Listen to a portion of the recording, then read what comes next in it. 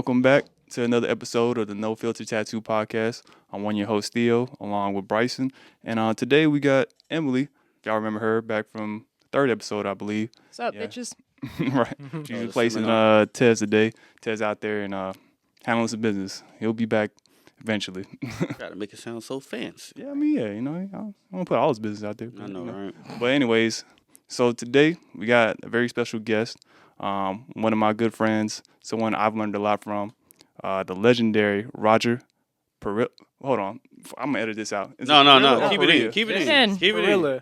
Yeah. Okay, Everybody Parrilla. asks. Trust your Well, gut. I want to make sure. Yeah. So obviously that is how you pronounce it in Yeah. Spanish. Trillion R's, double L is a Y. But I grew up with my mother. Mhm. My mother doesn't speak Spanish. Okay. She's always pronounced it Parrilla, so that's how we cool. pronounce That's it. dope. That's dope. Yeah. All right. So My dad would be upset about that, but I didn't grow up with him. I grew up with my mom, so Right. that's how we grow. shout out to moms. Yeah. So yeah, it's the legendary Roger Parrilla. Everybody, let's hit that applause button. My man tried to really can't hold hear them R's. Right now, the crowd's going crazy. Yes. I love it. But before we get going, I want to introduce you to the people who may not know you. Roger, you've been a tattooer for over a decade. You're the owner of Blackout Tattoo, located in Atlanta, Georgia. One of the best shops out there. If y'all don't know, go ahead check them out.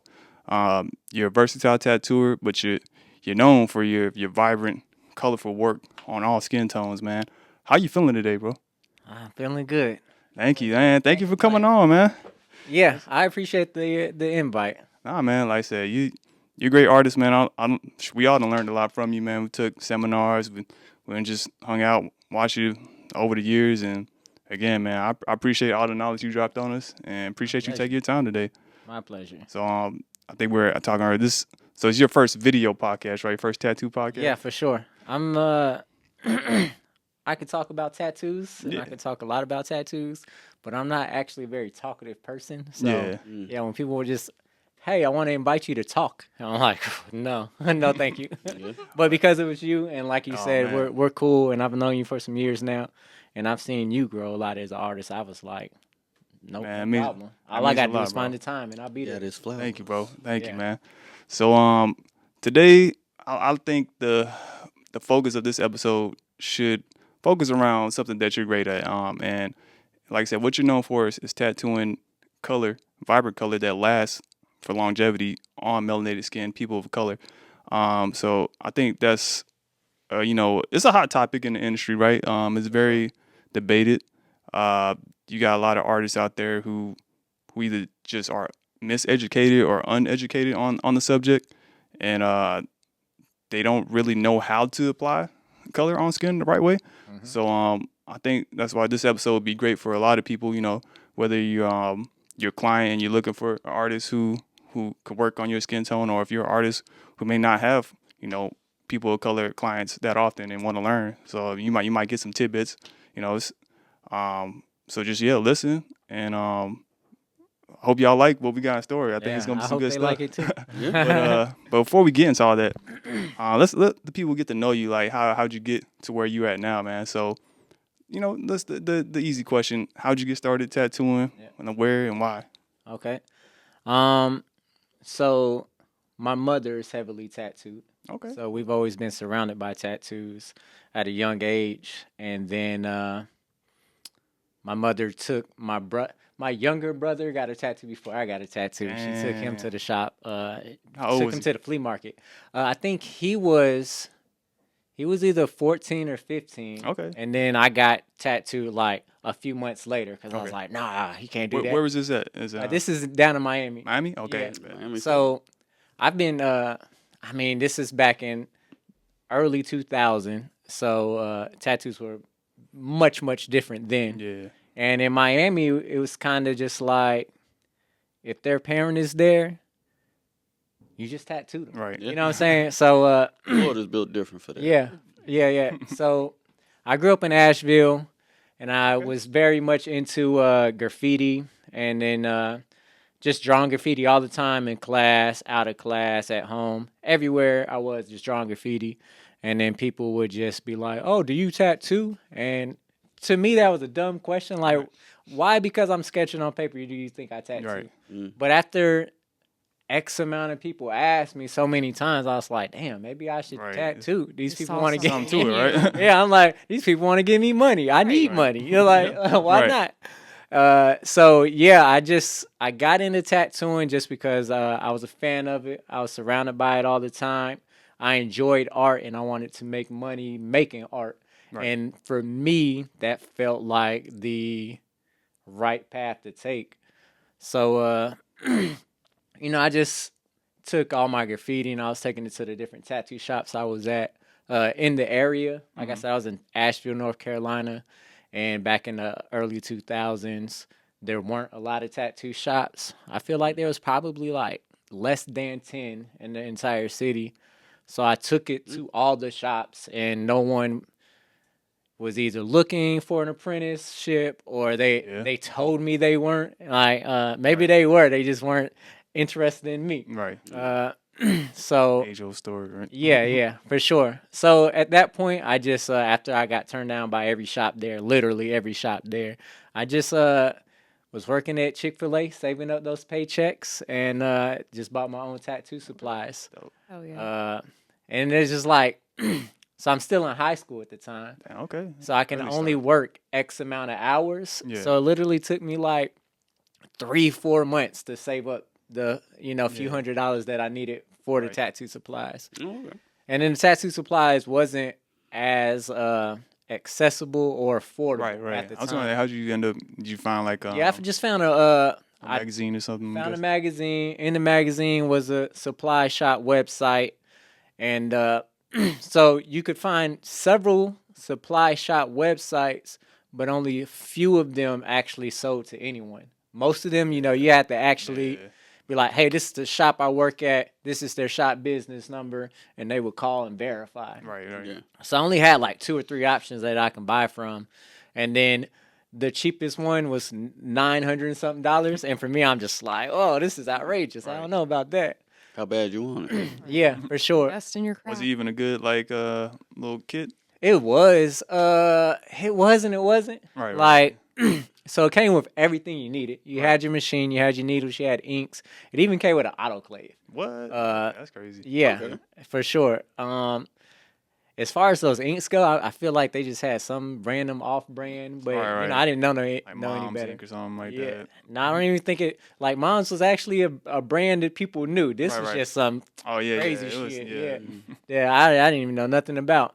But so I just got that and immediately started tattooing myself and my friends and family, and then I knew what good tattoos were supposed to look like, and I knew that mine didn't look like that. I'm very critical of myself and the things that I do, and it shows in your work though. So yeah, I would hope it does.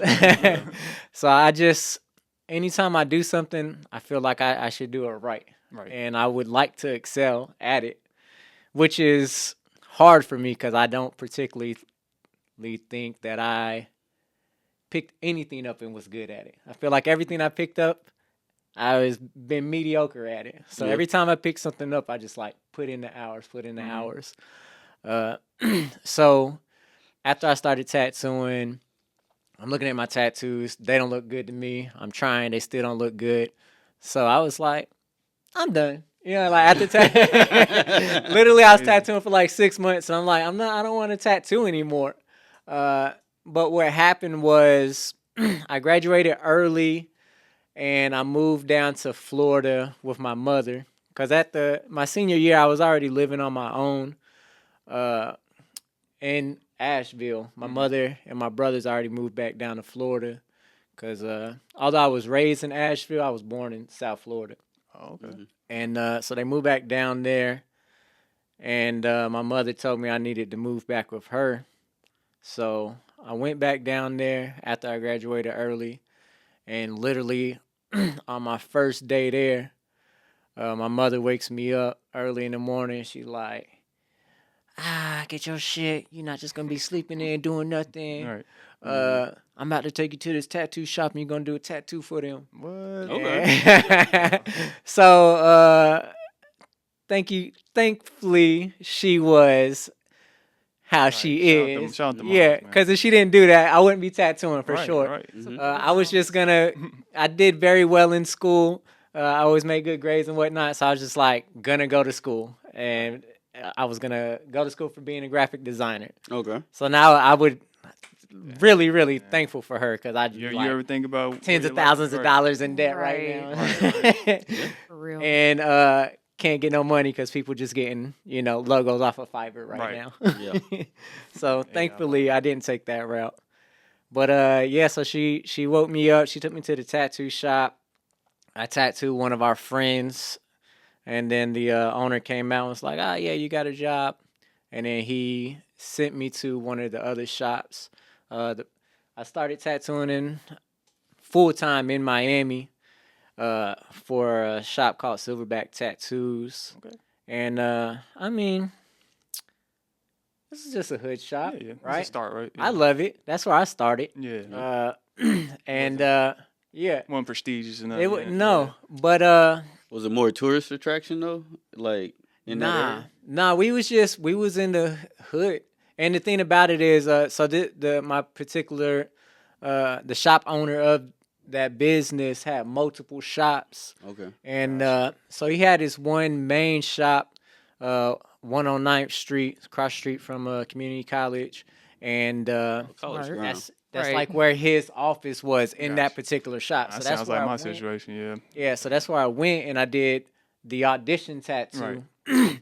So that's where I thought I'd be tattooing. Nah. And then he Sent you to the sent forgotten me shop. to the fucking flea market down the street Yeah. where one of his other shots was. Right. So I started the flea market tattooing, and the thing about Silverback is he always puts money first, right? Yeah. And that's just how it was. Mm-hmm. And so the main incentive to get people in the doors is we was doing buy one get one free tattoos. Okay. So Oh yeah. whatever you spent, you could get a free tattoo of half value. So if you spent the $100, Right. you can get a free $50 Kind tattoo. of like how Doing a Subway half sandwiches sleeve, do. then You get right. that big one and then you Yeah. get the half one for free. For sure. So all the walls covered in flash racks, So it's pretty much like a flasher. You can get them in, get them out. Yeah, literally thousands of flash designs, and all of them already got the price on them. Mm-hmm. And then, so, people just, hey, I want this, bet. Make a Right. copy, put it on them, tattoo it. Find one that's half that price, make a copy, put it on them, tattoo it. Oh, I got you. Yeah. Yeah, so my very first week tattooing, I made like $600, and I'm like, whoa, this is right, crazy. it's crazy, right? Yeah, to make $600 at Chick-fil-A, that was like 2 weeks. Yeah. Yeah, that's months of work Hours, for me. hours, Because like yeah. I said, I was still in school, so I can only work like 2 to 4 hours a And day. this was before like the $10 minimum wage that they got yeah. nowadays. No, I was Shit. making like $7.25. $7 an hour. Yep, for and sure. that was after school, so it's like Yep. homework, Did you have- school, got to go tomorrow. Yes, though. Did you have that Chick-fil-A customer service though? I Or you- did. My pleasure. Yeah. Yeah. I think that I That's what- do honestly you think think that that's helped? why I do well as a tattooer. Man, Got that shit. customer Because I have service, customer man. service. Yeah, Yeah. for sure. And as I get a little older and a little less patient and whatnot, my customer service some days can be a little tough. But I do know that that's like the most important thing in tattooing. For We're sure. providing a service, so you have to Yeah, have yeah. good customer service. Got to. And I've worked lots of fast food restaurants, and I Okay. worked retail. So I've had a lot of jobs. Built that work ethic up and over the and years. I've always had to put in work. Like I said, anytime I do something, I try to be the best at it. Like Right. even when I was at Chick-fil-A, I'm like, yo, ain't Yo, nobody right. cleaning these, these fryers like I'm Right. cleaning these fryers. Ain't nobody getting this food out on time like Right. I'm getting this food Right. out. So I think that really just gave me the work ethic to be successful as a tattooer.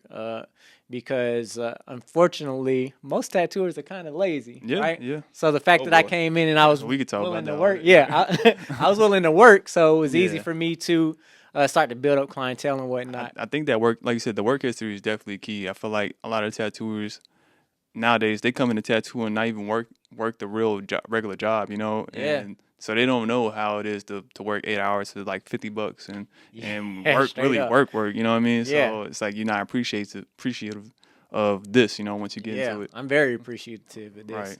And on the days where like I get an annoying client and I'm like, I don't even want to tattoo no more. I be like, I'm lying. I'm lying. Ain't no job gonna pay me like this. like Right. so. No. Nah, for real. So yeah, I definitely appreciate it. Cause like I Yeah. said, I used to, man, working food and working over hot grills and deep Got fryers. burn. Yeah, man, you get burns all on your Yeah. arms from oil popping up and Right. stuff. And it's just always hot. Right. Yeah. Always Oh, yeah, hot. You might as well sweating. just be working outside in the For real.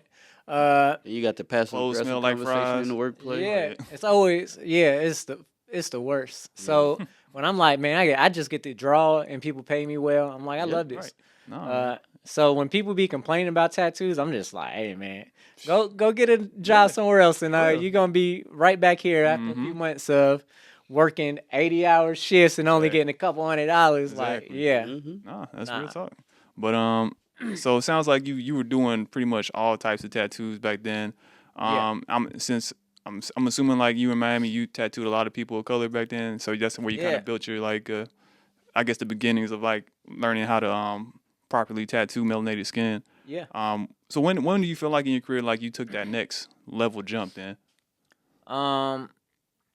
Next level as in Like your quality of work, like you feel like, Okay. all right, I'm starting to stand out now from the crowd. All right, so I started tattooing in South Florida. Like I said, that was just a walk-in warrior shop. You know what I'm Yeah. saying?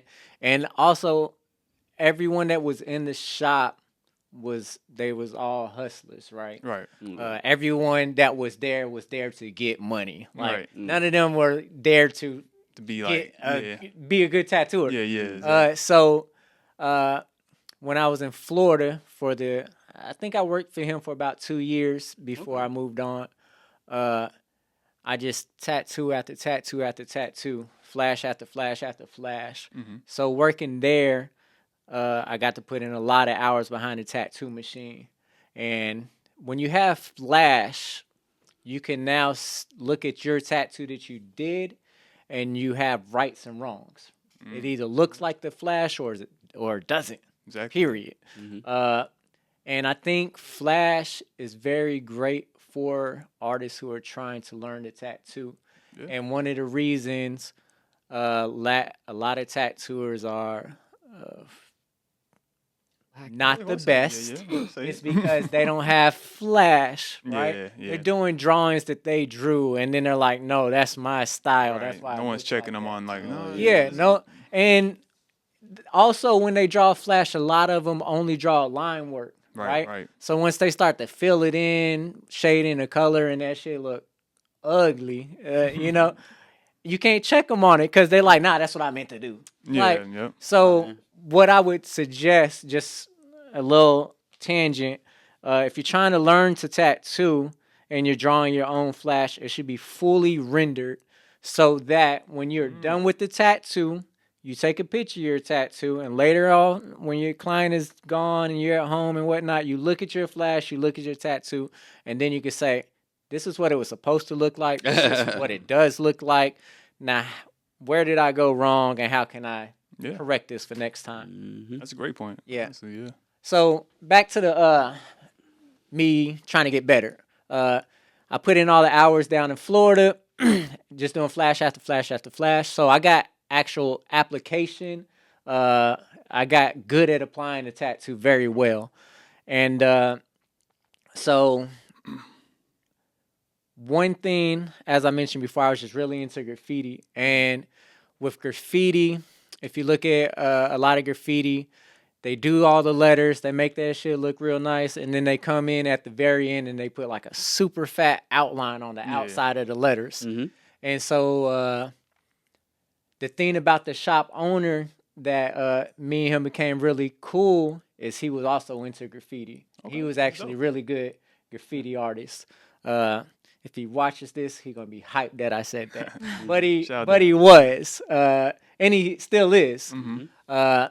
So I seen him do a couple tattoos, and he put the fat outline on the outside, and I'm like, I should do that too. So I did that a few times, and then I see these tattoos come back at a later date, and I'm like, oh, that thing is really popping. It's really bold. So that's how I got into playing with the different line weights. Your star started. That's how it started to grow and become. Yeah, that's how I got into like, hey, I want to do particular type of tattoos. You know? So after working with him, I moved here to Atlanta to work at City of Ink with Maya Bailey and Tukey Carter.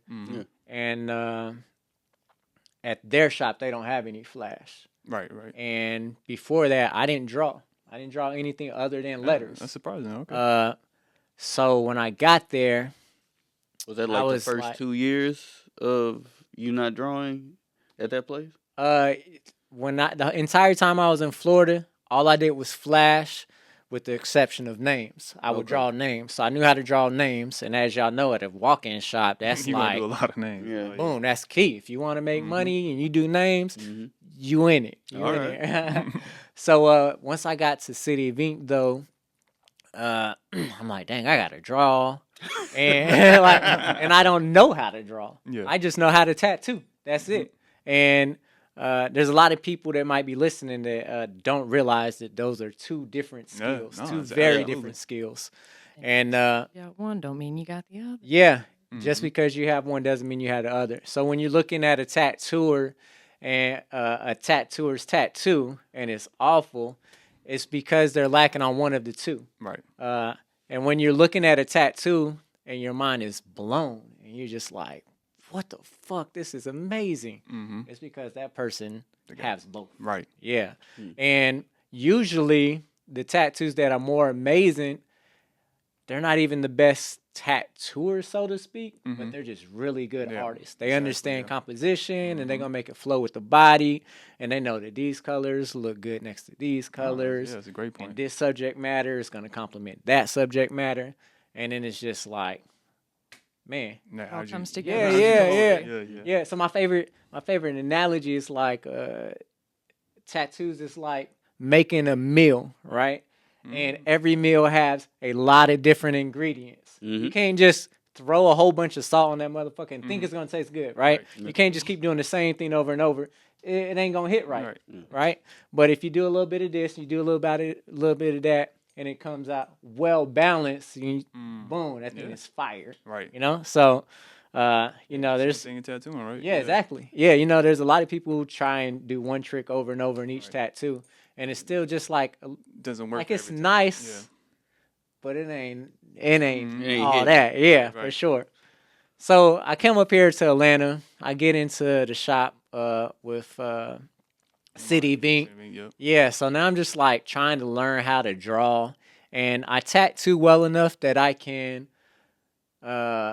convince the people I'm tattooing that their tattoo is their shit, right? Because that customer service as well. And the customer service. So I'm always putting my clients first, and every line is nice and clean, and every color is nicely blended, and every shade is nicely blended. So from the outside looking in, like, this is fire. Even if it's not the best illustration, your application's on point. Yeah, it was tattooed very well. So I was able to continue tattooing while learning to draw.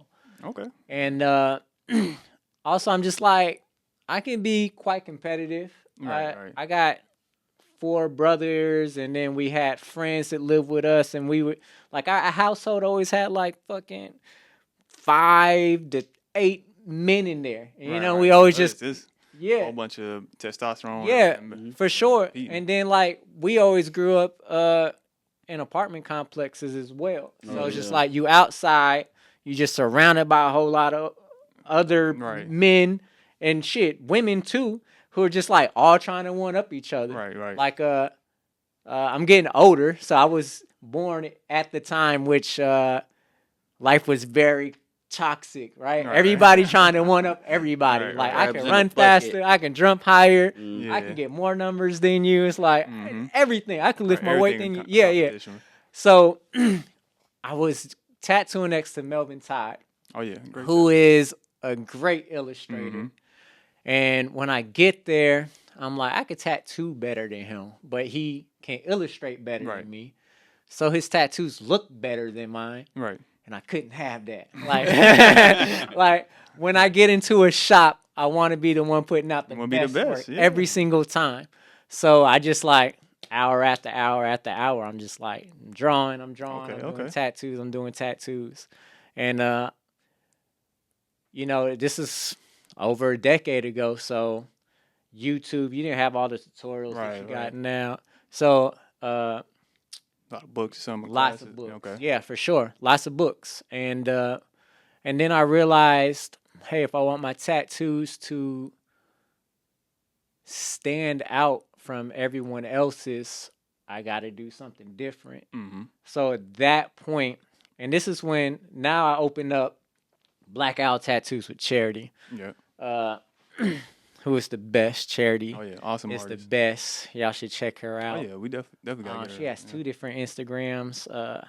What is it? One is Creating Freedom. Yeah, yep, that one. Yeah, and the other one is something like Cake Made It. Or Charity Made It. Yep. Yeah. She changes her Instagram handles, and so I always get confused. But I'm pretty sure those are the 2 newest ones. Right. Yes, but so. Charity, also very competitive, right? Yeah. So we open this shop together, and then like we're tattooing right next to each other, and we just trying to one up each other every day. Every day.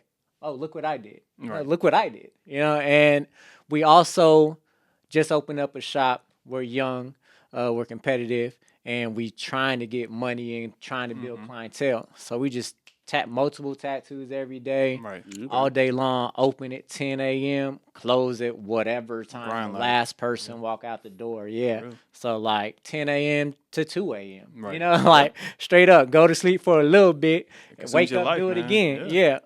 7 days a week.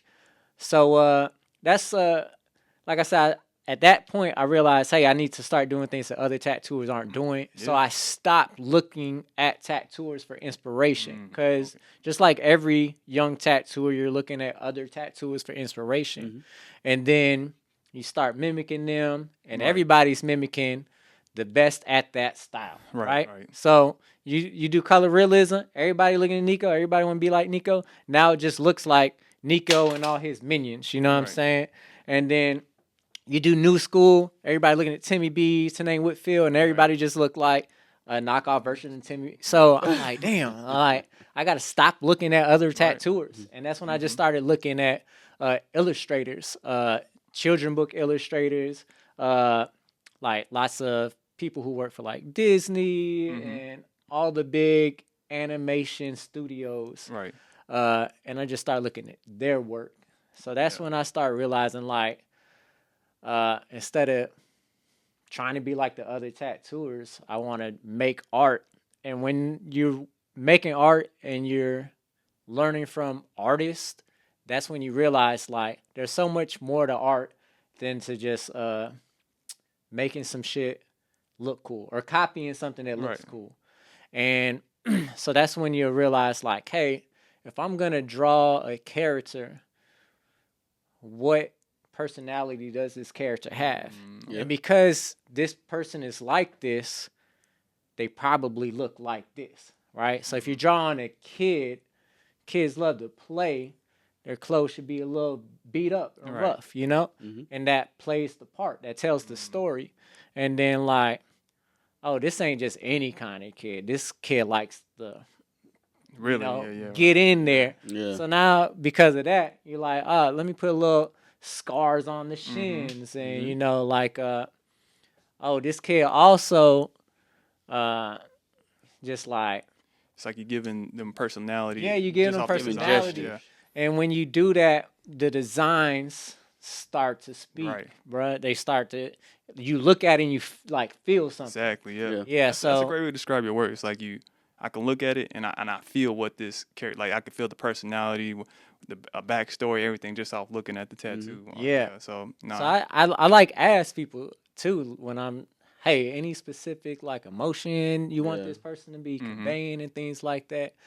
And my tattoos was a lot more playful when I was doing new school tattoos. Now everybody real serious about their tattoos, so they're not as playful. Right, but I right. still keep those same like design principles in my head when I'm designing tattoos. Yeah. I moved to Atlanta. I started City of Ink. There's no flash, so now I have to learn how to tattoo. I'm sorry, need to learn how to illustrate now. Right. So that's when I started illustrating more. And then with this is when Instagram just starts popping, and I'm seeing all these artists, and every artist just copying the other artists. That's when I realized like I need to look at other inspirations outside of tattooers, or my tattoos is just gonna look like everybody else's tattoos. Okay. Right. So that's when I started looking at all the different illustrators, character designers, environmental designers, etc. And then I opened up my new shop where me and Charity are just like trying to one up each other Right, every back and day. forth. Yeah. And Yeah, then y'all were killing it back, man. I remember that stage where you guys first opened up Blackout, man. Like y'all would have shot the beat, man. So yeah. I was like, man, I'm glad someone thought that. yeah, bro. Like, And all we were trying to do was just tattoo and get better and outdo each other. And then also like I can be a little. Once again, I can be a little competitive, and I think when it's a good we left our previous shop, the people there weren't so fond of us anymore. So now I feel got like you. I got something to prove. thing. Right. as It's well. like, okay, like, that's how y'all feel. Yeah. Right, bet. And Watch this. I've always just like proven myself by my work ethic. Right. So now I'm doubling down on everything. Like, I need to Okay. draw even more. I need to All right. tattoo even more, etc. So like, really, I feel like when we leave COI and we open up our shop, that's when I really doubled down on everything and started to like develop my own style and get better, and just start to think about things outside of tattooing. Because when I thought about tattoos, I only thought tattoo application. Right. Once I started thinking about the art side of things, that's when my tattoos, I feel like, started to improve a lot. And man, you can make a tattoo so much better when you just like, okay, let me use a double complementary color scheme or a regular complementary color scheme. Like, use an actual color scheme. Why not? Exactly, Yeah. And when you're like, hey, let's use compositions and use these thirds, now your tattoo's laid out better. You know what I'm saying? So when you use the actual art rules, your tattoos just look better, man. Like, all of us, if you do enough tattoos, you will learn how to apply a tattoo. Exactly. And at that point, the only thing you need to focus on now is the art side of things. Yes, that's a great point. That's because once you get, like you said, once you get to a point where you're fundamentally sound tattooing, like the only thing that's gonna separate it is the art. Like, because straight up. everybody can. Once you at that certain level, everybody can do clean lines, saturate, smooth shading. So Yeah. And so when I doubled back and I'm just like looking at all the tattooers that are my favorite tattooers, I realized like all of them have their own distinctive style. And that's why they stand out. And some of them, like I said, they weren't the best technicians. They didn't have the best line work or the best like blending, but the art was just so good that, hey, I'll take a little weak line here or there. If my tattoo gonna look like this in the end, you know, this is fire. Like, this is speaking to us. Yeah, that's when I just like started putting the art side of things first. Like, once we start tattooing, we know what to do. You know, we just tattooing. We be tattooing. I don't want to say on autopilot. I was just about to say but that. Yeah. we do. Yeah. Like, when you say it like that, you know, a client might be like, "Whoa, what do you mean?" Man, what you mean? But I gotta warn him sometimes. I'm like, hey, just so you know, I'm gonna ask a lot of questions because I will go into autopilot. Just so you know, if I make these little adjustments or whatever, I'm gonna have it on. You know, we're gonna talk about it. It's not just gonna be like, oh, I'm just doing it because it's so easy to just go into okay. You better. Sometimes I'll be making adjustments on the fly, and I'm just like, just trust me. You're gonna like it at the end. Yeah. Yeah, I mean, y'all seen me tattoo. I just like, You just go. I just be making shit up sometimes. But that's what I love about it's you, not bro. made. It's not so.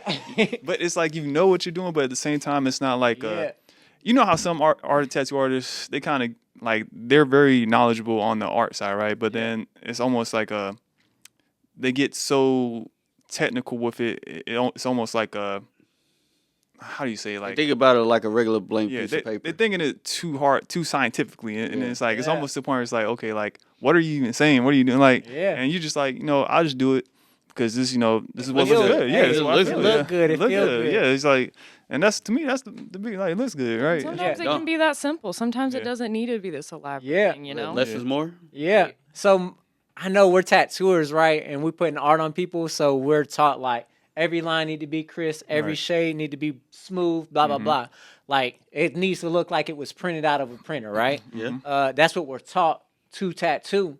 But man, all my favorite artists, I'm looking at their art and like sketches. You got lines everywhere, and you could like feel that energy. You know what I'm saying? And then like the colors, they're like, yo, I can like. They in a warm room, you know what I'm saying? So all the colors are warm. Yeah. And it's just like you get a feeling, you know? Yeah. And that's like so one of the things I do with the tattoos, like everyone's like, "Oh, your lines are so good. They're so clean." And then me, I'm like, "What are you looking at? My shit, my shit is a little sloppy." Cuz I put in a lot of real light sketchy lines, and that's just because when I'm looking at real life tangible art made with pencils and markers and paints, when you see that like sketch underneath, I'm like, I can see yeah. That's some of my favorite parts. Yeah. Absolutely. So that's why like when I'm tattooing, I just like some of these lines just be real light and sketchy. And that like when you're an artist and you're looking at that art, now you can kind of tell like how they got to that place because you can see that underdrawn a little bit. Right. And obviously I can't just be crazy with it. Like I said, we still tattooing other people and it needs to look clean. But like I'm giving you little hints of that. Right. Because that's what I like to see in art. So that's what I'm putting in my art. Right. No, that's dope.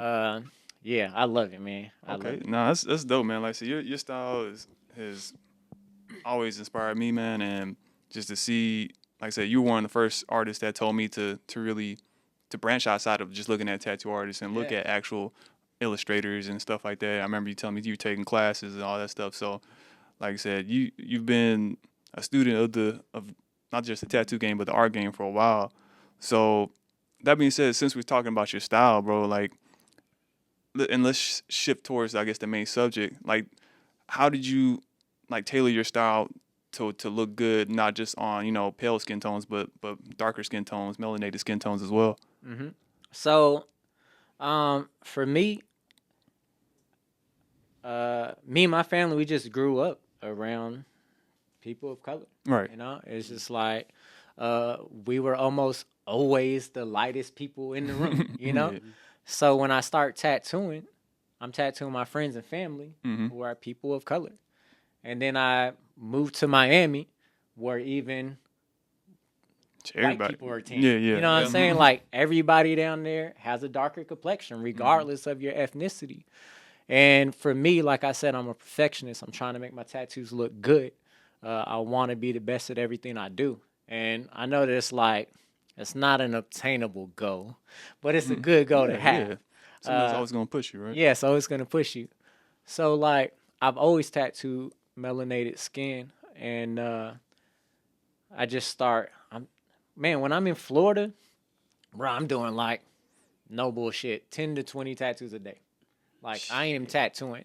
And I'm young. I don't have kids. I don't have a girlfriend. I'm in the shop before it opens, and I am in the shop after it closes. Like, no one was putting in the hours like I was putting in the hours.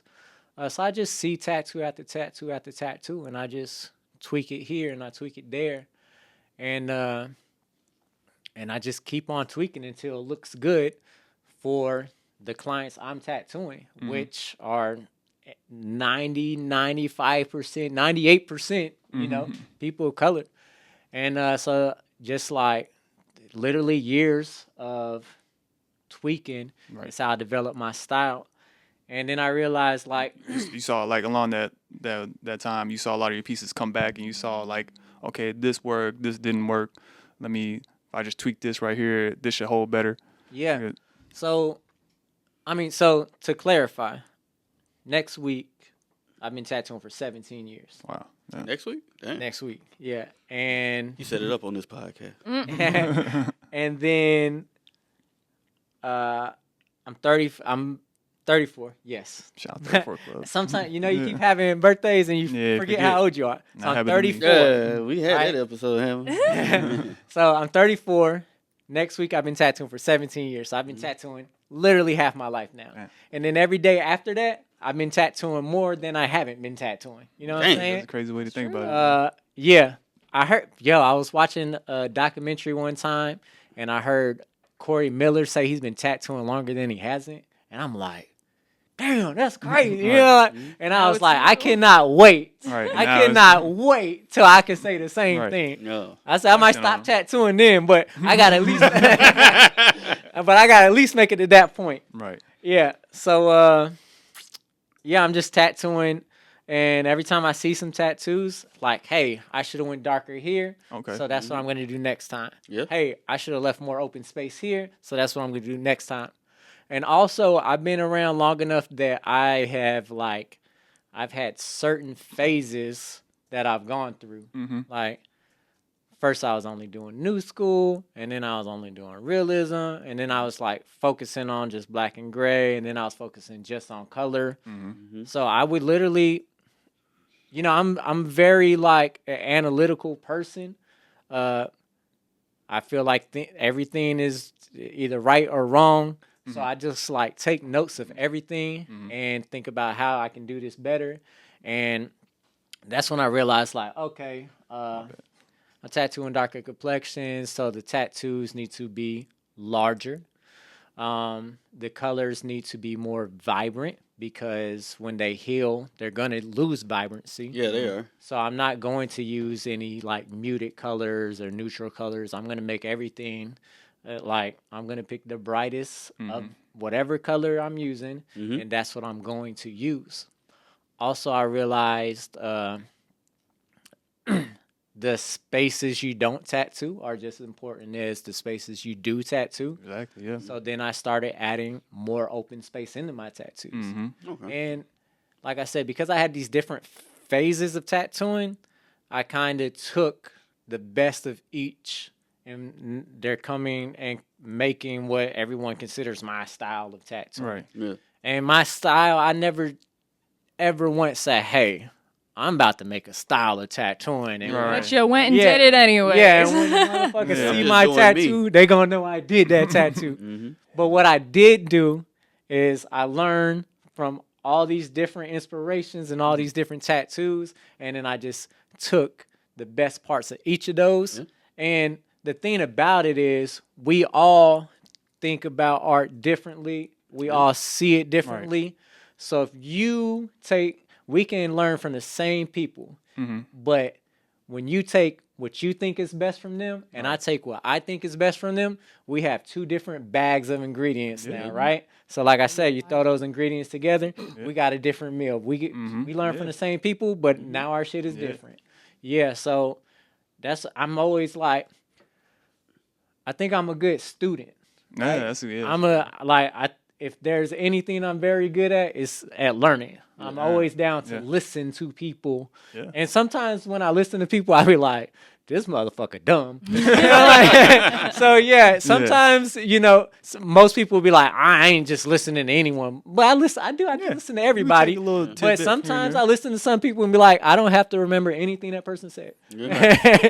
And sometimes I listen to people and I'm like, damn, that was like eye-opening. So like, continue to learn and keep taking from different places. And sometimes you need to learn the same subject matter from different people. Yeah, I do agree with that. I've taken a lot of courses, and all of them have been labeled color and light. And color and light. I'm learning color and light from these motherfuckers and these. And the thing about it is, like, when you learn color and light from Theo gonna say one thing, and you be like, damn, I liked what Theo did right there. And then I learned color and light from you, and I'm like, I like what you did right there. And then because I learned from all these different people, like I said, I have these different ingredients, and now this is my meal. This is my style. Yeah. So if you're just continuing to learn and you just pick the best things from each of these, you are naturally going to develop your own style. So you went over some good key factors in making good tattoos on melanated skin. So let's kind of go more in depth on that, man. First off, like, how do you choose your color palette when you're tattooing like brown skin? And of course, you know, it's going to vary based on the skin tone, right? But let's say for like someone, okay, it's like a chocolate like type of skin tone, right? Someone a little bit darker than Bryson, but you know, a skin tone that you know you can get a popping color tattoo on. Mm-hmm. So, oh, my bad. Forgot one Bryson won that thing, dark skin award. Right, I was gonna say that, and I was like, no, let me hold not. My man Bryson Ray is so light skinned compared to like a lot of people I tattoo. I don't see it. So first off, I don't ever refer to anyone as light or dark. Period. Okay.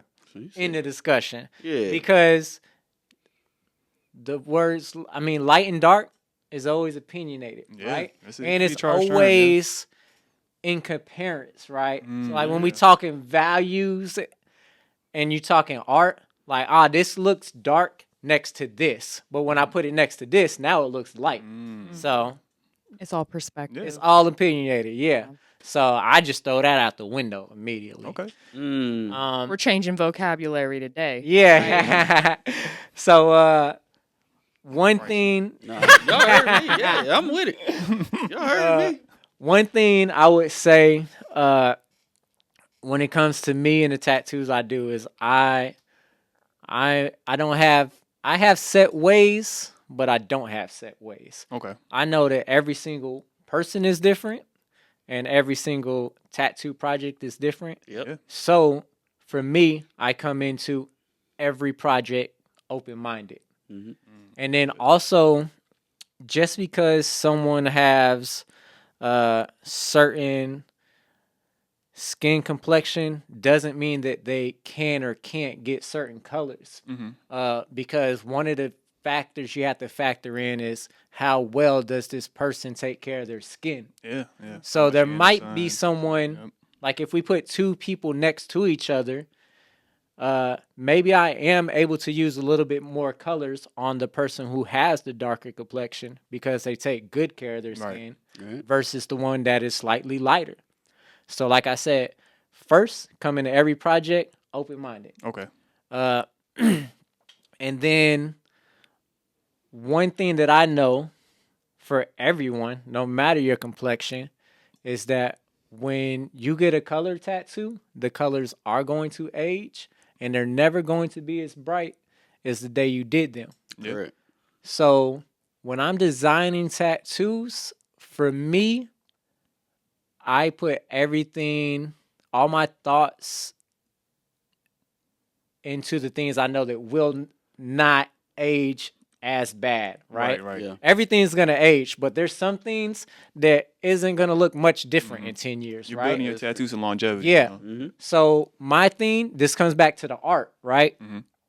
You need to just have something that looks nice to look at. Right. First Okay. off, you need something that's nice to look And you at. have aesthetic. Have that And good, the nice, thing- strong design, right? Yeah, exactly. So if you have strong illustrations, no matter the complexion, it's going to be nice to look at, Right. period. So first, come in open-minded to everyone, right? And then two, make sure your design is nice to look at, right? Yeah.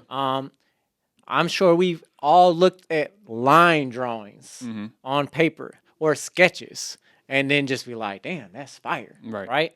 So since I know that color is going to do whatever the fuck color wants to do that day, Right. I know, hey, I'm making a design that look good before I even put color in it, Okay. right?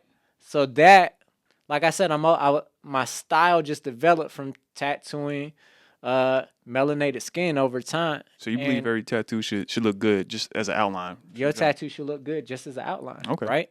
Shit, And- that's what Theo taught me. He was like, if your line work is shit and say your client taps out before you can even do shading or color, is Yeah, it going to be a good tattoo? for sure. So And I 100% agree with that. So for me, one thing that is important is you need to know how to make an appealing design. Right. If you don't know how to make an appealing design, and you slap it on someone who is pale and never sees the sun, you put some random colors in there, that shit kind of still looks cool, right? Right. Yeah. That ain't gonna happen on darker complexions. You need to be on your A game every time.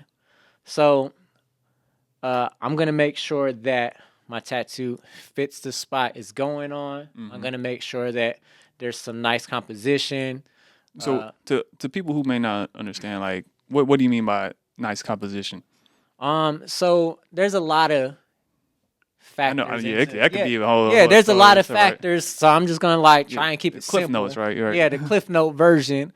So when we talking composition, when you're tattooing, there should always be a focal point, right? Right. Yeah. So the focal point's pretty easy. Whatever the person came in and fucking asked for. You know what I'm saying?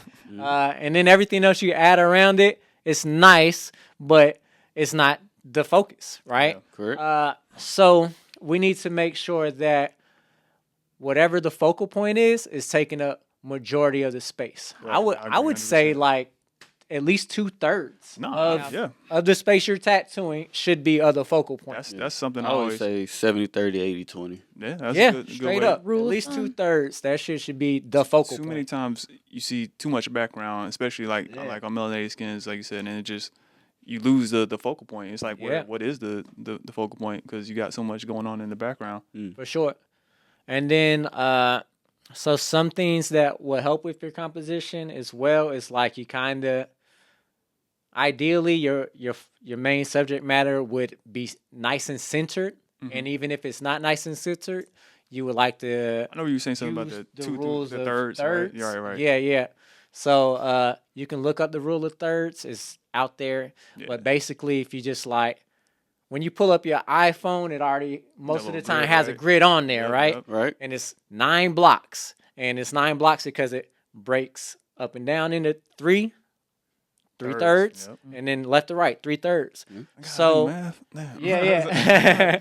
So basically, you would want your main material to be either dead in the center, those 3 blocks in the center, or on one of the 2 lines that block in the center. That is right? correct. So those are just if you don't know nothing about composition, just start there. Right. That's a great way to start. Yeah. And then also now when you're adding things and there's multiple objects in your design, one thing to keep in mind is that they should vary in size if you want some interesting composition to look at. So obviously the biggest thing in there should be your focal point, and then everything else should be a little smaller, right? So something very, very popular to tattoo, woman, right? Woman face, right? So let's just say we're designing a woman's face. The face is going to be the biggest thing in there. And then you're like, well, I don't just want a floating head, so let me frame this nice. So now you're like, let me get some flowers. So the woman would be the biggest. The flowers would be the medium-sized stuff. And now you're like, let me put some accessories on her. So that's where we get into the smaller details. Yeah. So now we have something large to focus on. We have a couple medium things to complement. Remember, these are everything outside of the woman's face is to complement her face, right? That is it. Everything else you place in the tattoo is just to complement the subject matter. Right. Yeah. They should look nice, but they're not the stars of the show. Right. So like I said, we're gonna make sure that the composition is dope and that the design is appealing. So one of the things, why do I use a whole lot of different line weights? Because now you have something interesting to look at before I even put the color in. Yeah. One thing I learned from one of your seminars that always stuck with me is there's different ways to create contrast. It's not just having black and no black, right? It's you can create contrast with your lines and having varying line weights, bold lines, really thin lines, and that's something that always stuck with me. And I love the look of a nice fat bold line and a nice thin crispy line right next to it. It just shit. Yeah, exactly. Yeah. It's appealing to look at, and it's just man, there's art principles and rules for a reason. Like when you use these things, they just go together well, and people look at them and they like it. It's that simple. So, contrast is important when tattooing melanated skin, as far as like if we're talking actual values. We want darks next to lights. But when we're talking design, contrast, like you said, for me, there's a lot of different ways to create contrast other than values. Exactly. Typically, when tattooers think value, well, when artists in general think contrast, they're just like, dark, light. Right. But nah, you can create contrast with values. But then you can also have different line weights. Then you can have the large, medium, small. Yeah, large objects, medium objects, small objects. And then so if we're talking in art in general, you have things that are in focus and then out of focus. And so with tattoos, we need everything to be nice and sharp so that they age well. So one thing that you can do to make something look more in focus or more out of focus is like with line weight. The bolder the lines are, the more in focus something will look. And then you can have those smaller lines. They will be less focused. And then sometimes you can just go with color lines. You know what I'm saying? We want to elements, right? Yeah, we still want to have those dark lines. They don't have to be black, but they need to be a darker value. But because they're not as dark as the black, they will appear more out of focus. No, it's a great trick right there. Yeah, and then like you can have a lot of nice, smooth, rounded lines, smooth features, and then you can have things that have really sharp corners. That's a way to create contrast, something appealing to look at. Exactly. And typically you would like to have one dominate. So like if you're doing a woman, obviously you want a lot of nice round, smooth features, just because like that's a thing of beauty, right? Women have softer faces and more subtleties. And because of that, your design automatically is going to have lots of round, smooth, easy transitions, right? So, man, when you draw that rose next to it, make sure there's like some sharp corners on some of those petals, you know, just to contrast that's a great way. that nice softness. Yeah, for sure.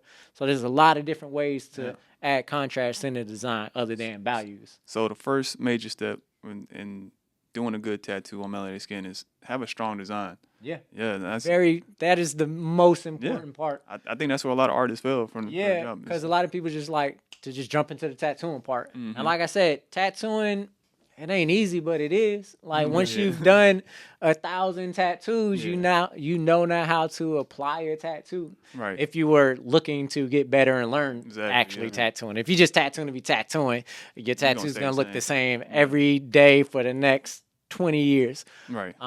But if you're putting effort into tattooing, after you've done so many tattoos, you know how to tattoo. Exactly. Yeah. So now you have to focus on the art side of things. So the most important thing is make sure you have a strong design. Okay. Make sure that it looks good before you put any color or shading into it. Okay. Secondly, for me, one thing I like to keep in mind is like it's all about balance. And for me, I would like to have like 1/3 of the tattoo has a decent amount of black, 1/3 open space, and then the other third is your shading or your color. And obviously that's going to vary, right? The lighter a person is, you can get away with less open space. Right. The darker a person is, the more open space you're going to want so that when the tattoo heals, it doesn't look dark. Exactly, yeah. And you got to know that, like, when you're working with skin, we're adding to that skin, right? Exactly, yeah. So no matter what you add to that skin, it's going to make it appear darker. So their skin tone is actually always going to be the lightest value in that finished tattoo. So when you want to keep that light value. And so one other thing to add in is for the most part, any color that is you put on someone that is a lighter value, when it heals, it's going to heal. Damn, I hit the mic. It's going to heal at the value of their skin. Yeah, right. Yeah. No, that's great. So sometimes, like, if you're using an orange or a yellow, you can pack it all the way in and not necessarily need open space, right? Because it's gonna heal at the value of their skin complexion, Right. and it won't appear dark, Right. right? Because you got to remember, in a tattoo, the person's skin is always the lightest value. Yeah. Period. You cannot make someone lighter. No. So if you think tattooing on darker complexions that you're just gonna pump white in at Let the me end pack all this white to make the tattoo look brighter, you're very wrong. Oh yeah, but I think that's the part where a lot of tattooers who don't tattoo melanated skin mess up at is they like, okay, let me add this white, this field white, like not just a little white highlight, but let me add like a whole area packed in solid white, and then it's like, look, this exactly, like it looks good now, but wait, look at it 2 months from now, 3 months from now, and Bet they won't, though. I'm telling you, it ain't gonna look good. I bet that client lost their number. Right. But that's the thing, it's like a lot of tattooers don't care about the longevity of tattoos. This goes even past like just tattooing melanated skin. It's just in general, like tattooers are tattooing for the Instagram pic and for the, the viral post instead of like giving this person a good tattoo that's gonna look good 5 years from now, 10 years from now. Yeah. That time goes by faster than you think. It does. And I think one thing that clients and people who are getting tattooed need to know is that 99% of the tattoos you see posted on the internet, no matter where it's at, if it's Google, if it's Instagram, TikTok, 99% of those tattoos are freshly done tattoos. Yeah. And freshly done tattoos look very different. Oh yeah. And healed tattoos. Yeah. And a tattoo that was done last month that is now healed is going to look different than 6 months healed and 1 month, 1 year healed. Exactly. So that's good to know as well. So even if a person says healed tattoo, how long? How healed? Yeah, exactly. Bro, you did that tattoo last month. That's not healed. That's fresh. That's a fresh ass tattoo. Still shining. You know what I'm saying? Still shining. Yeah. So like what clients should do is ask to see more healed tattoos. Yeah. And when I say healed, I say a bare minimum 6 months healed. Yeah. Right? Because then that tattoo is pretty much fully healed. Yeah. So that you can understand, like, okay, if this person puts red on me, this is what this red is going to look like when it's healed. Exactly, yeah. And so 99%, this is another thing to factor in, is like 99% of those tattoos are healed. And out of that 99% of those tattoos, 90% of those tattoos are filtered or edited. Yeah. They're made to look nice for the internet. Yeah. You know what I'm saying? So like, hey, let me see what your tattoos look like healed. Yeah. And preferably on someone the same exact complexion as me. Yeah. So that's a big thing to. There's nothing wrong with asking for that too if you're a client. Like, don't feel like Always you're gonna offend the artist. If an artist gets offended by that, then they're not the artist for you. I'm just being real. Like, so that's one of my things. It's like a lot of people. I mean, I obviously tattoo a lot of different skin complexions, and someone will ask me like, "Hey, what does tattoos look like on a darker complexion?" And I'm like, "Who am I to say where light starts and dark starts?" You know what I'm saying? Like, who am I to say? Soon as you are darker than Theo, you're now dark. Right. Like, I'm not here to say that, but what I am here to do is present all of my work on all different complexions. Exactly. And you, on your free time, can scroll through my page and find someone that you think is a similar complexion as you. Yeah. Like, everyone is even in the community of people of color, everyone's definition of light and dark is different. Yeah. So, like, don't ask people like, "Hey, let me see someone on tattoo on dark complexion," because then they're gonna be like, "Well, shit." Depending on who you asking, Theo is dark, and depending on who you asking, you know what I'm saying? Right. Like, there's some tattooers that would look at me and be like, I'm not tattooing him because he's tan." Like, you know what I'm saying? Real. So what you need to do is, like, as you're looking for artists, is look for clients that you feel like are similar complexion. That's a great way to frame it. Do you have someone who has a similar skin, skin tone as me? And then then the other thing as well is like also y'all need to know like depending on the room a person is in, the light that's on the camera. That's a big factor, you know what I'm saying? Will make someone look a different complexion. I know something you started recently was posting heel tattoos without any like CPL lenses and especially So I think that's a good thing because like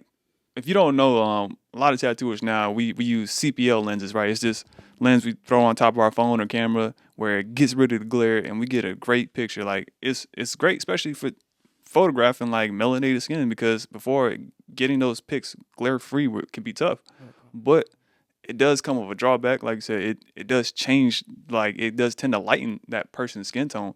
So a lot of times, a client can either they can see, they can be misled or they can not realize like this tattoo is on like someone that's their skin tone, but the lighting just changes it. So it's good to show like you said, like a lot of different forms. Like, all right, this is my perfect lighting picture, and then this is just none of that extra stuff picture. So you can kind of see the truth lies somewhere in between, That's why I do both. Like on my side story, I try to use no lenses majority of the time. So I take that argument away from you majority. Yeah.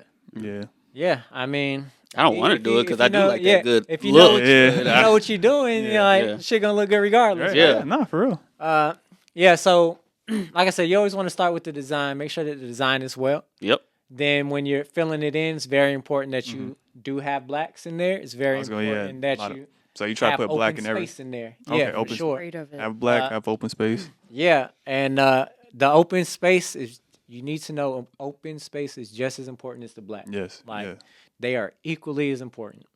Like, I appreciate. There's absolutely no way around that. Yeah. Period. That's what sets the tattoo off for me personally. Yeah. That open skin where it's just that gives it that pop that just like this and now that's gonna heal good because that's their skin tone. Like it ain't gonna change. Exactly. So and just like a general key, like I said, typically the darker complexion, the more open space you want to work with.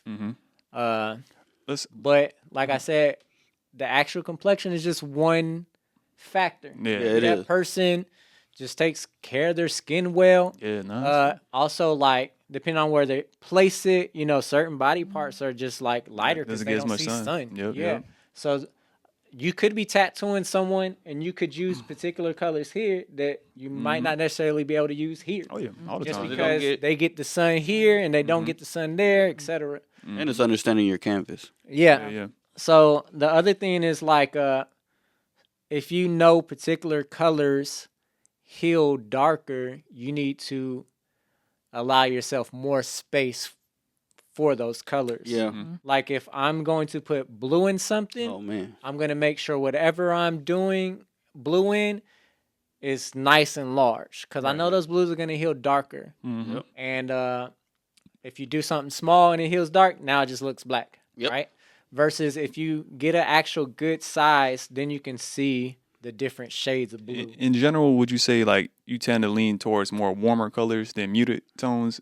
As far as choosing colors, just for so for like color choices, I tend to always use the most vibrant colors. Same.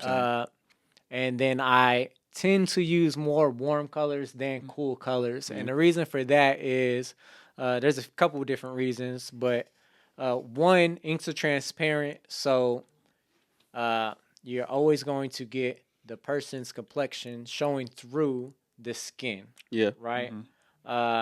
So it's kind of like if you take a marker, which is ink, just like tattoo ink, two different kinds of ink, but they have the same principle, right? I can't tattoo you with marker ink. But for demonstration purposes, you take an orange marker and you mark it on a white sheet of paper and then you mark it on a brown sheet of paper. That orange looks different side by side because it has the background colors showing through because the ink is transparent. So you have to know that your color, the heel color is going to be a combination of what you put in there and their skin complexion. Right. So the reason warms tend to heal better and not change as much So when I say better, I mean this color is going to look close to what it looked like when I did it on day one. Got you. When I say better, right? Yeah. What I mean is it is not going to change as much when it heals from when I did it. But it will change. It will change. All of it's going gonna to change regardless. Yeah. So We age. when we're talking skin complexions and we're talking like where they land on a color wheel, like most skin complexions are a warm color. So if you are mixing the warm color of their skin with the warm color of the ink, now you still have a warm color. Yes. Not much is going to change because you're mixing warm and warm. Yeah. Versus cool colors, if you put a cool color and then you mix it with a warm color, now there's a change because one of those colors is pulling the other in a certain direction. Yeah. So that's why I tend to use more warmer colors than cooler colors. And then one of the things as well that I realized is if you aren't, first off, you put the hours in, you make your clients happy, they come back. They come back, you see healed tattoos. Exactly, yeah. Right? So now you know, like, hey, I shouldn't use this on this and that on that. And I should use this on this and that on that. And now you are making educated decisions. Yes. Even when you are winging shit, which I do every day, Right. me winging, my decisions are based on experience, years of experience, thousands of tattoos. So we're not just guessing. We're making decisions pulling out based thin air, on right? experience. Yeah, for sure. And so one of the other things that I think is important is if you're not necessarily too sure on how something's going to heal, I would say use a wide range of those colors. Don't just assume like, hey, I'm going to use this one leaf green and that shit is going to be popping. Because what if that one leaf green doesn't look good healed and you just used it and all of the leaves in this entire tattoo, now all of them look weak, right? What you should do is you should work from black to open space and everything in between. And when you do that, and like I said, you want to make sure you have a large enough area so that when you heal, you see these different variations of color. Yeah. When you have a range of color like that and it heals, you're going to have the things that heal and you're like, okay, these are just the dark shadows of this color. Then you have that nice, oh, boom, the green is popping right there. And then the other ones is just like the highlights of that leaf. So now you know that you are going to hit the color that does heal well, and then you're going to have the darks and lights that you need to sell depth and make that one color look good because it's surrounded by these other colors. One of the other things that you have to think about is like in the design process, what's important is color relationships. And something that's not going to change is like color schemes, color theories. Complementary colors are going to complement each other no matter what, right? So if you put a bright green in next to a bright red, even if they don't both heal bright, they can both die in vibrancy, but they're still going to complement each other and look well next to each other. So it's important to me to use colors that look well next to each other, because even like, yo, this red isn't as bright as it was when it healed, and neither is this green, but damn, do they look good together? Yeah, so it's important to know, like, when the colors change, they're going to change, like, they're going to have similar changes. So, like, when they change together, they still look nice together. You want that harmony between your colors. You want color harmony, for sure. Okay. So I think it is important to also have, like, good color schemes when you're tattooing darker complexions. Right? So that no matter how those colors heal, they still look nice together. Right? So we want a good illustration. We want good balance between dark, color, open space. And then we want to make sure that our colors look nice next to each other. Got you. And like I said, I prefer to use warmer over cools because they're going to change less. But also, what happens is if you do have healed tattoos to recall on, then you can just be like, hey, look at this blue. This is what this blue is going to look like healed.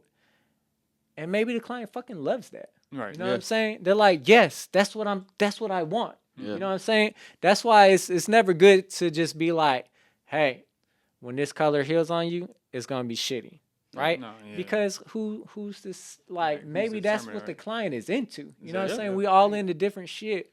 So one of the other things I think is very important that has nothing to do with actual application when you're tattooing darker complexions or when you're tattooing any complexions, but even more so when you're tattooing people with more melanated skin, is that you educate them on the tattoo process. I do right? agree with that. Like, hey man, if this is what you want, this is what will happen. Yeah, and I do tell them a that. lot of the times they can be like, great, that's what I want, right? So now you make your job a lot less stressful as well, because you're like, man, when this blue heals, it's going to heal like this, and maybe my client's going to be unhappy with their tattoo. Right. If you just address that shit in the design process, yourself. and they're like, Yeah. that's what I'm going for, now you just took a whole lot of stress off Exactly. yourself. Yeah. You know what I'm saying? And honesty with clients is key, man. But I think this is good practices to have on every complexion, Exactly. right? I tattoo light, like people this fucking shade of paper the same way I would Yeah. if someone milk chocolate. Like Yeah. I'm gonna tattoo them the same, right? Because it's gonna look good on everybody when you do it like that. Yeah. It's not gonna look good in the reverse, right? You Nope. don't tattoo milk chocolate like you do white chocolate, Nope. right? But you can do it in reverse. It's still chocolate. Right. But anyways, good practices. One, your illustration should always be on point. If your design looks nice before you add any color into it, it's gonna look nice when you do. Yep. Right? Even if the colors that you chose didn't heal the way you thought they would, if it's a nice design, it's a nice design, right? Yep. Number two, make sure it's well balanced. You got your darks, you got your shading or color, right? And then you have your open space. Typically, the darker they are, the more open space you want to use. Three, color harmony. You want to make sure that you put colors that look nice next to each other. So you don't want to rely on one color and be like, damn, this red is crazy. I'm going to use this red everywhere. Right. Because then if that red don't heal well, And like everything. now everything don't look good. Exactly. But if you use a red and you put it next to a green, they're going to look nice together. And then if you use this blue next to this orange, they're going to look nice together. And last but not least, probably the most important, is you have to just be honest with your client and set realistic expectations. Like at the end of the day, the most important thing is that your client leaves happy. So you might be assuming one thing, then you talk to your client and they, fuck that. What are you talking about? This is actually what I want. Right. You know what I'm saying? You can relieve yourself from a lot of pressure if you do that. So the more educated your client is, typically the better. Okay. Obviously, there's some clients who think they know more than you, right. and that's never good. Yeah. That might be a red flag. I watch Ink Master. What are you talking about? Yeah. And also, like, to the clients who are looking to get tattooed, you want to make sure that, and this is for everyone, all complexions, subject matters, etc. When you are looking for a tattooer, you want to look for a tattooer that does similar work that you're looking for. Yeah. You don't want to go to Christian for a portrait if all he is posting is letters, although he's good at both. We just won a trophy. But he could be bad, right? You don't Right. know Yeah, that. yeah. Yeah. No, if you- You don't they see don't- it on his page. Right? Christian, if he was doing color, let's Yeah. say that, Yeah, because he yeah. don't do Yeah. color. So if Yeah. you're like, hey, Yeah. can He you don't do do this color at all. color Yeah. realism rose? He's gonna look at you like, Yeah, you don't have you wanna not go to looked at my someone who shit? Need to Only be on does this black and gray and podcast. ask He for playing. color. Exactly. Right. So look for someone who does work similar to what you are looking for. And also, very important, look for someone who does work on a similar complexion as you. And if you have those two things, this person obviously knows what they're doing, unless there's always a chance that this motherfucker's just a scammer, and right. Still Atlanta. a seller of lies.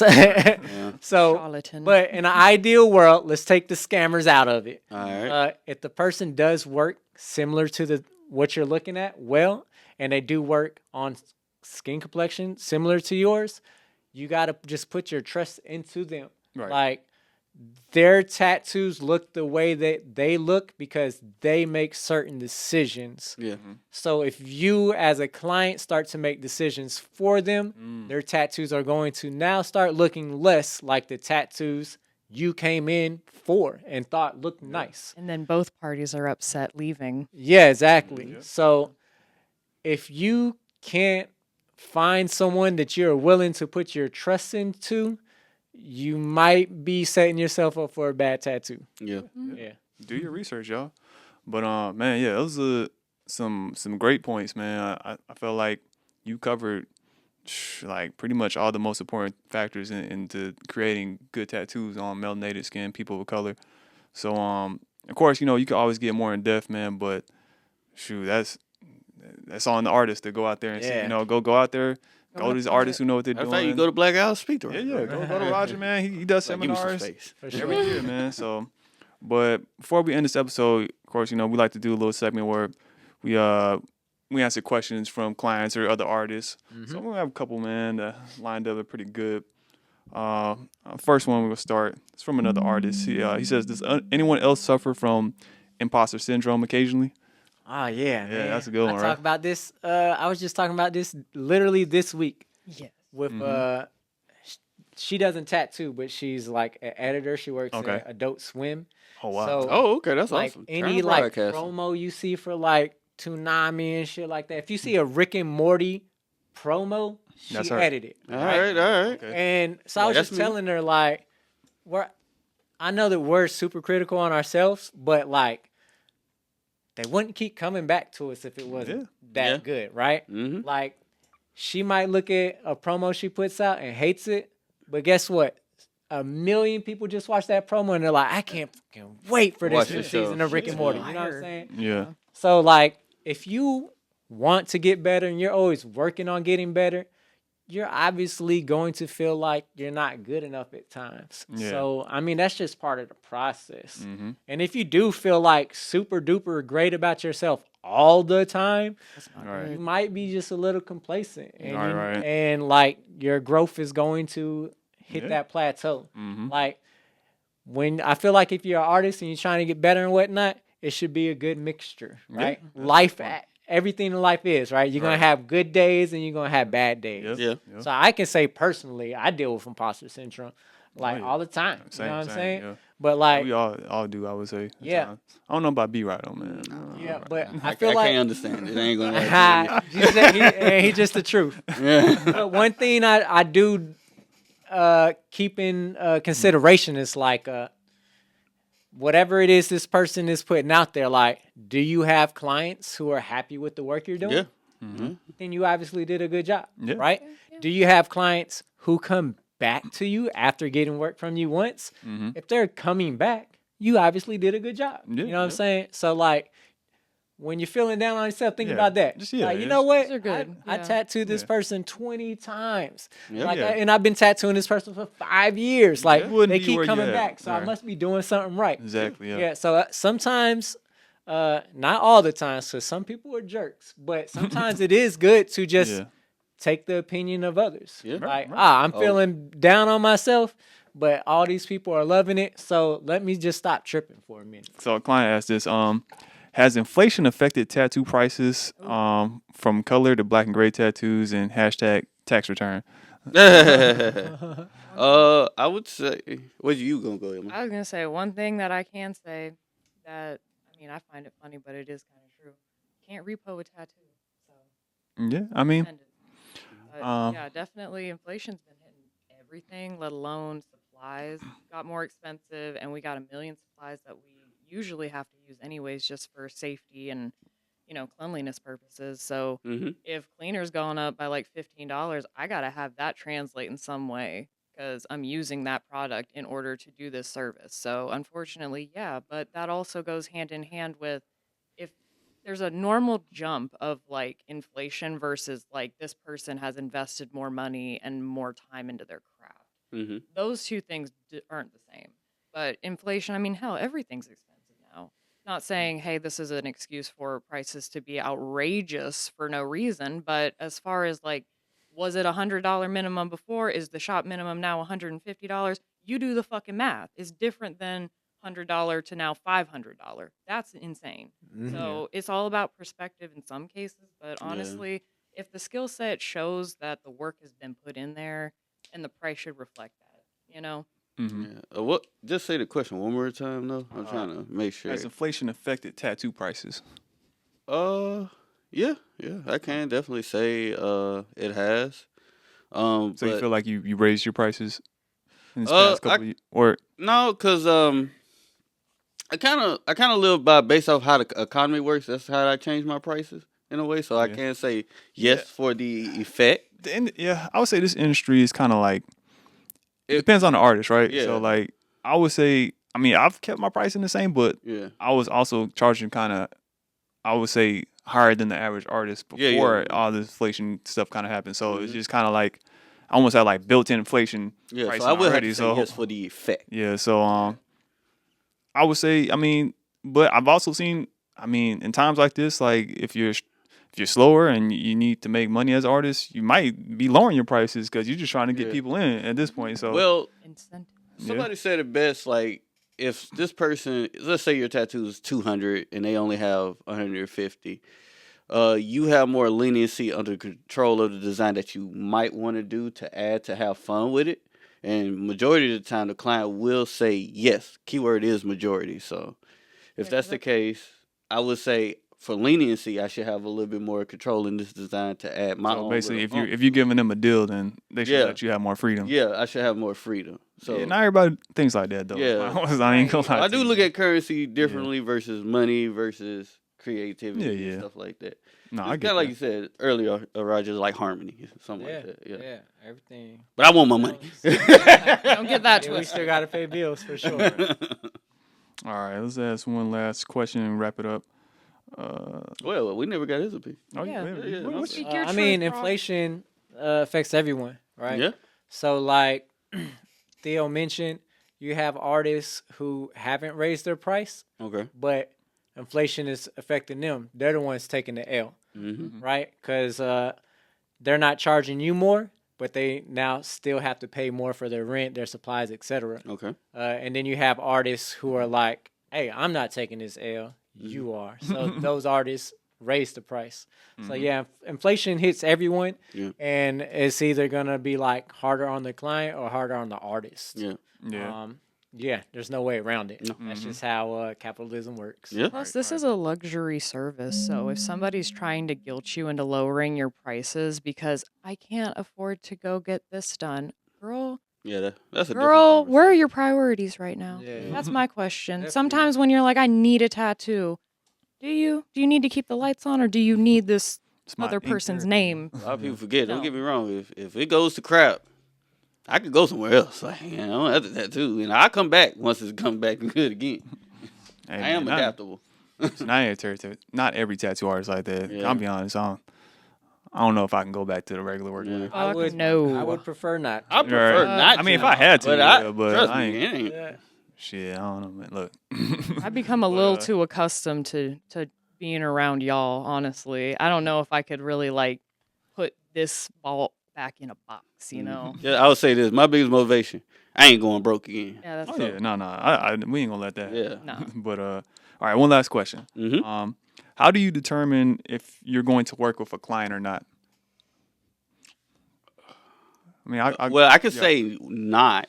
yeah. What would well, make you not want to work with a client? We had this recently where I told Theo probably 2 weeks ago where I actually was going to kick my first client. Second time I was going to kick my client out to the point where she was one of those clients. The shop minimum was 100, and she's just trying to get more and more and more. And then it's to the point where she was telling me how to do my job. Oh, it would only take 4 minutes, so why you just can't do it? It's like in that tone, and I'm over here like. Once I tell a person I'm trying to be nice, after that you about to get the stereotypical dickhead artist now. Like I already gave you the warning. Like, and this is like 4-time buildup. Like you keep doing. I said no. You asked again. I said no. And I didn't really told her. I literally told her, you're not even respecting my no at this point. Like, yeah. So being super, being disrespectful or being like, I understand trying to like get a bang for your buck. Yeah, but like Like there's a certain line. Like, all right, like I'm standing firm on this. Like, Yeah. and if you're not doing too picking up much. on it, then I don't know what else to say. Yeah.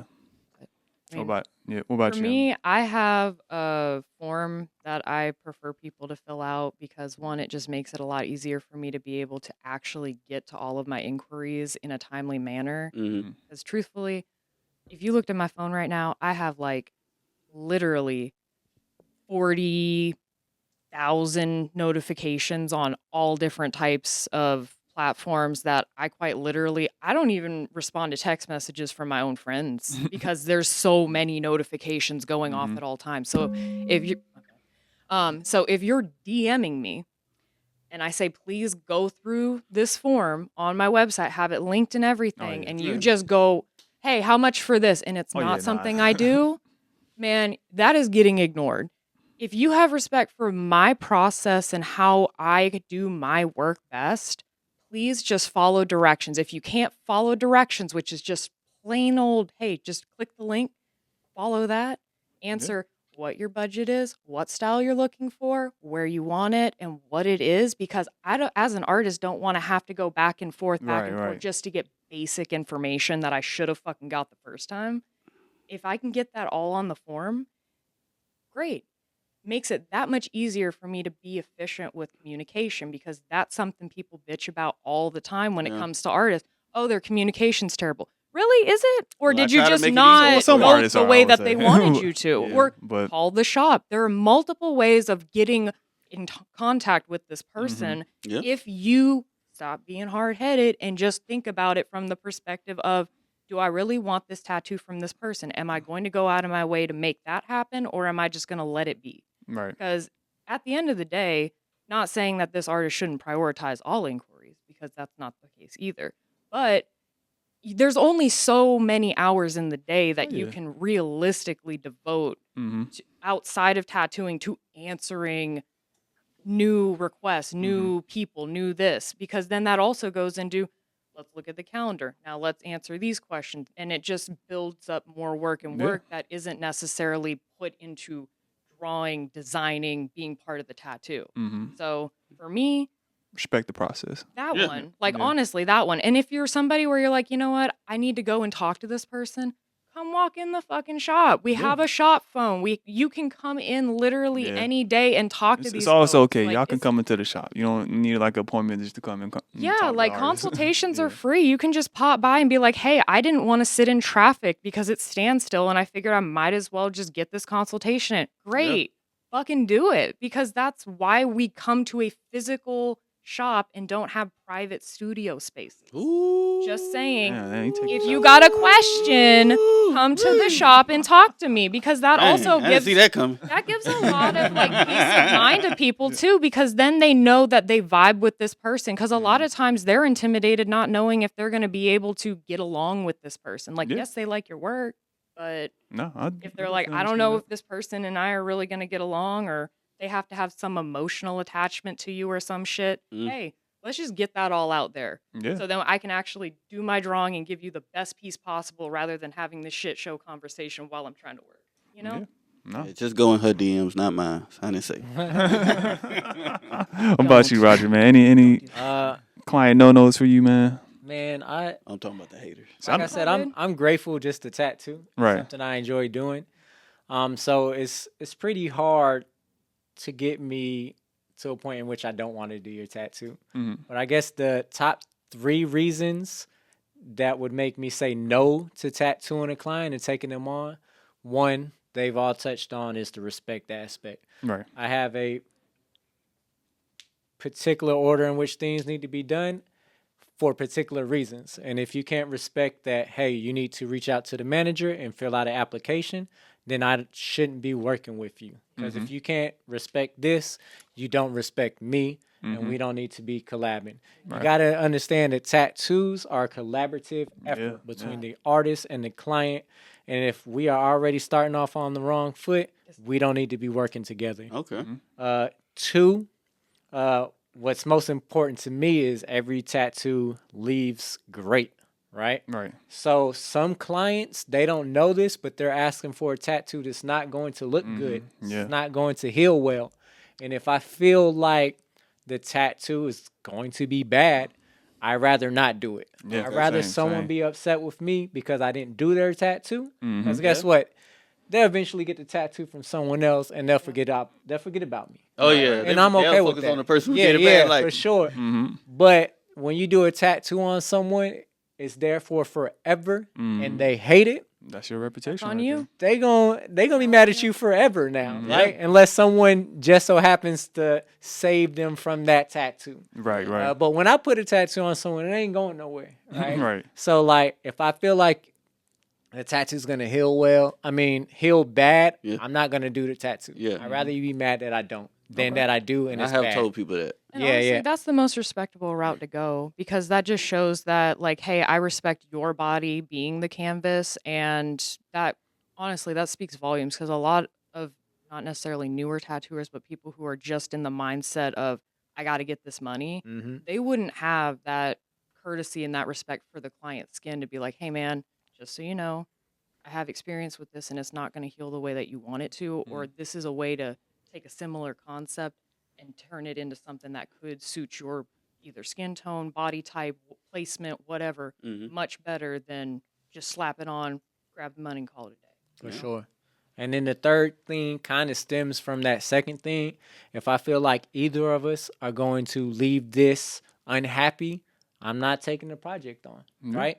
Like if someone comes to me and they're asking for something very specific and I know that that's not what they're going to get and they would probably be unhappy, Yeah. then I'm not going to take it on. Like I Yeah, said, I'd yeah. much rather someone be mad at me for not doing Yeah. something. And like on the other side of things, I'm a little bit more lenient on me not leaving happy, right? Because like I said, I provided customer service. I know that.